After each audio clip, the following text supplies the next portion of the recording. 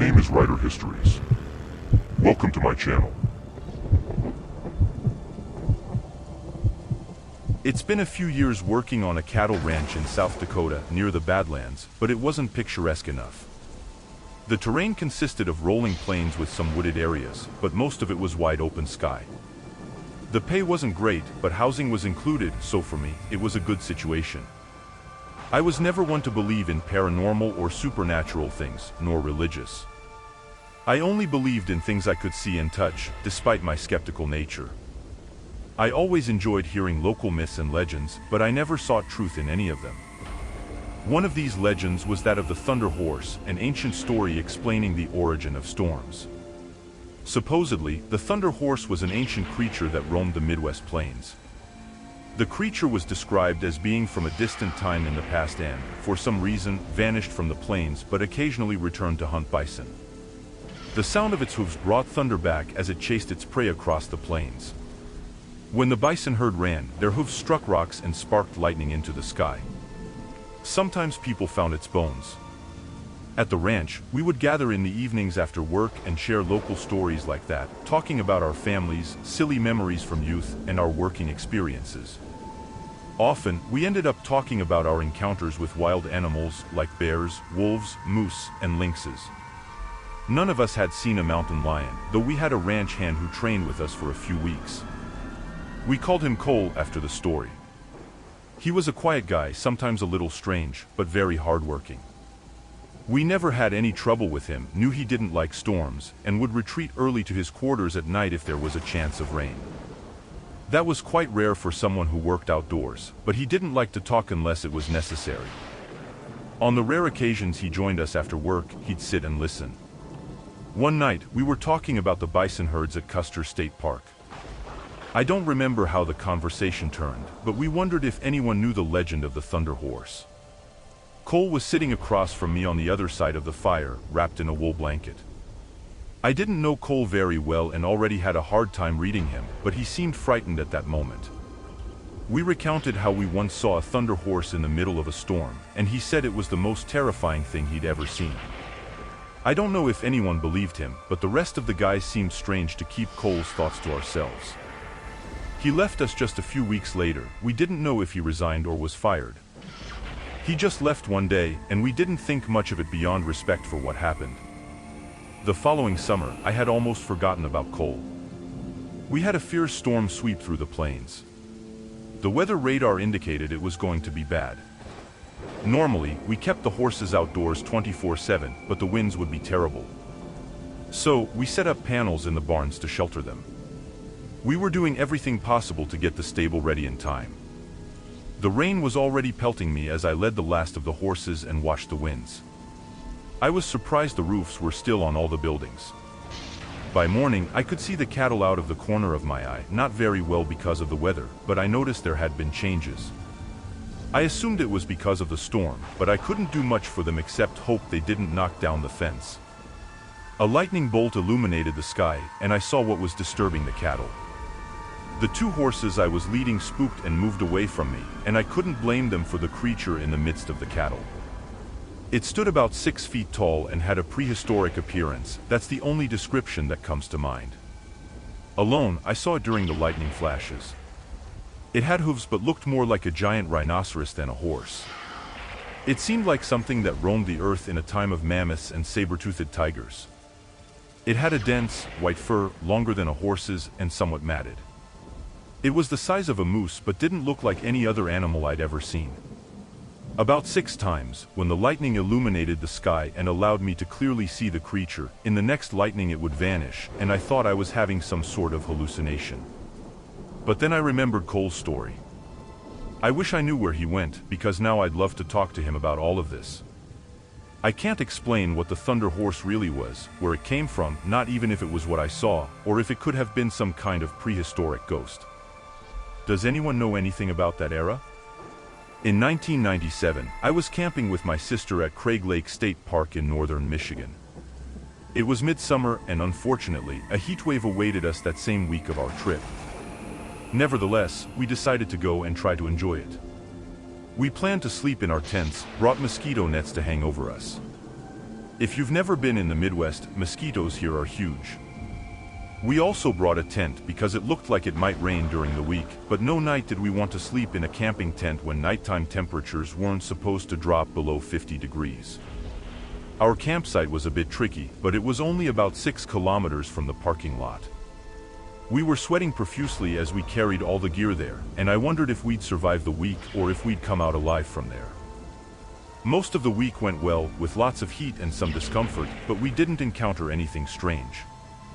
Usually, when I hear people tell stories like this, there's almost always something that escapes the norm, but here there was nothing out of the ordinary, absolutely nothing. On the 5th day, it started raining around midday. It started off as a little rain, but it worsened significantly as the day progressed. It started getting worse when we were returning from our morning hike. We lowered the mosquito nets and set up the tent. At dinner time, it was raining heavily.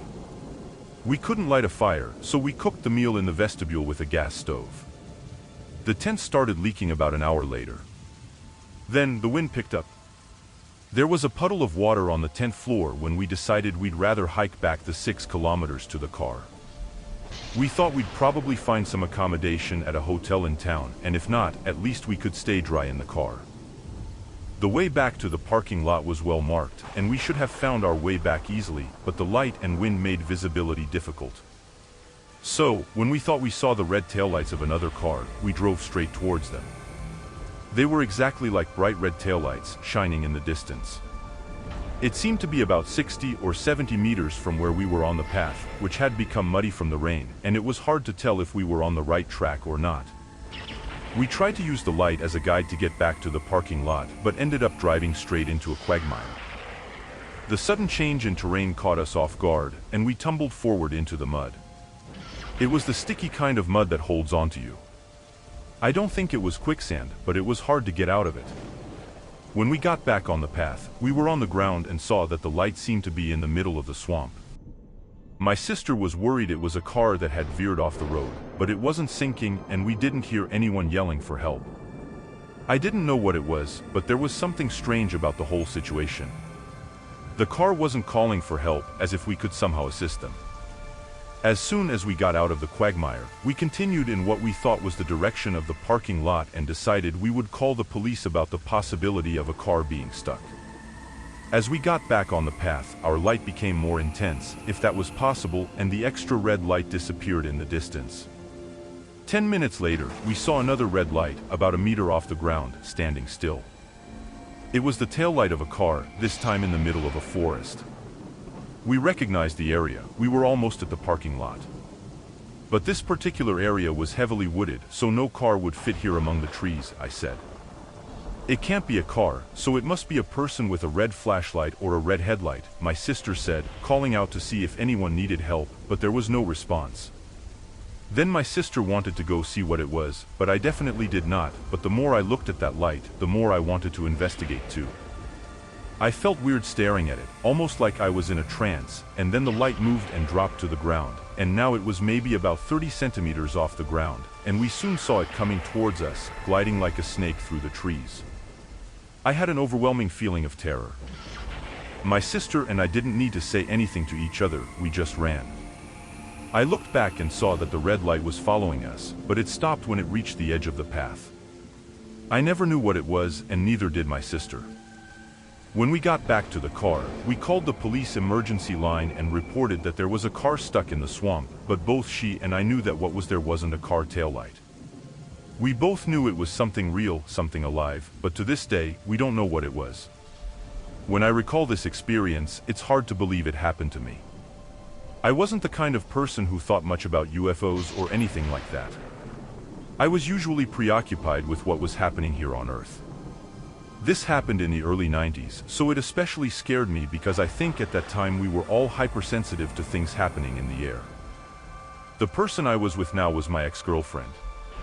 We wanted to get away from civilization, so one night we grabbed some snacks and drinks and drove to a deserted beach in the middle of nowhere, in the Gulf of Mexico. We parked with the truck bed facing the water, as we usually did, and we had some blankets and pillows, and sometimes we'd stay there all night.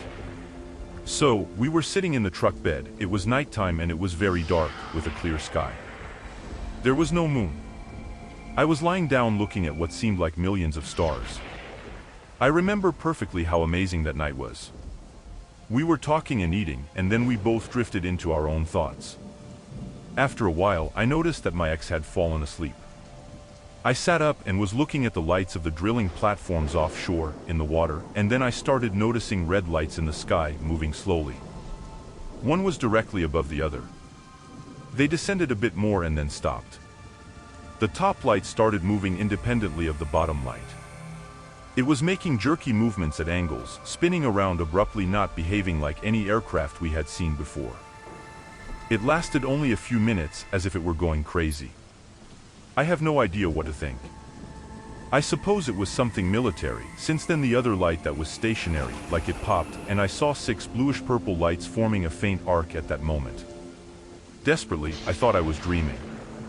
At first, the purple lights remained stationary for a minute, and then each one started descending slowly towards the water, but it also seemed like they were approaching the shore, closer to us. We started to feel a little uncomfortable. They were all slowly following this arcing trajectory, and then the one that initially moved began coming towards us and increased speed for a while until suddenly it stopped dead. The other 6 lights had fallen in an arc shape and stopped after the first one. It seemed like the one in front was some sort of scout or something. Then what I call the scout started doing this zigzag movement across the sky at a fairly regular pace. The light would reach its peak movement in one direction and, without slowing down, change direction instantly. It had to be something extraterrestrial, since I didn't know how a human being could survive the forces that must be required to perform such rapid and wide turns. And then it circled back and regrouped in front of the other lights. We got out of the truck and stood looking up. We didn't know what to do, nor could we hear any noise for a long time. Everything became very quiet. And then they all started flashing very rapidly as they approached and descended. At that moment, we made the tacit decision to retreat to the truck cabin. Both of us felt we should get away. We started back along the path we came, both talking at the same time, trying to make sense of the situation. And then we began to hear a sound like feedback from speakers. We thought it was coming from the truck speakers, but they were off. Then the sound grew louder and stronger. I looked up through the fixed roof and saw the 7 lights in formation directly above us, and that's when the static sound became almost deafening. At that moment, we were utterly terrified, thinking they were personally chasing us. The noise didn't sound like engines at all, it was like an electronic noise. It passed overhead and created a look for this era. It was hard to know exactly where they were as they changed direction. I've been to many air shows and seen many military planes, but this was completely different. We thought it was over and felt relieved, but then suddenly, this blinding light came out of nowhere and hovered over us. Meanwhile, we drove shocked to speak. The light seemed as if we could reach out and touch it, but in reality, I bet it was about 30 meters away. Most of us stayed there for a minute until it began to slowly move up and down, away from us. At that moment, it split into 2 and then returned to the 2 original lights we saw from the beginning, and since then, the upper light. It moved again near the lower light and flashed at the same time. They simply disappeared, and that was it. It ended so abruptly. But we were in suspense for a long time, thinking they might reappear. If I were rich, however, I believe I would pay to see them again. I've never seen anything like it, and I can't explain what I saw, and I probably never will know where they came from or what their purpose was. I will spend the rest of my days wondering.